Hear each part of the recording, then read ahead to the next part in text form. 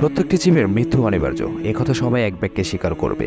কিন্তু মৃত্যুর আগে ইসলামিক নীতিমালা জীবনযাপন করাকে অগ্রহণযোগ্য বলে মনে করেন। তালাশ করে দেখলে এমন লোকের সংখ্যাই বেশি। মৃত্যু মানে এমন নয় আমি আপনি মৃত্যুবরণ করলাম আর সবকিছু শেষ হয়ে গেল। মৃত্যু মানে এক জগৎ থেকে অন্য জগতে স্থানান্তরের একটি মাধ্যম মাত্র।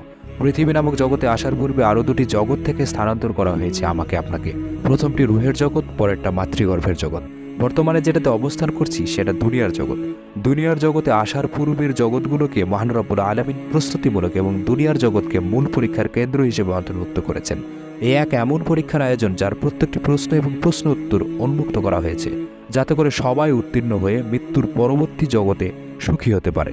কিন্তু হায় আফসোস, উত্তরপত্র হাতে থাকা সত্ত্বেও অলসতার কারণে আজ পর্যন্ত পরীক্ষার কথা শূন্য। আল্লাহ তাআলা আমাদের পরীক্ষামূলক জগতে কৃতকার্য হওয়ার তৌফিক দান করুন। আমিন।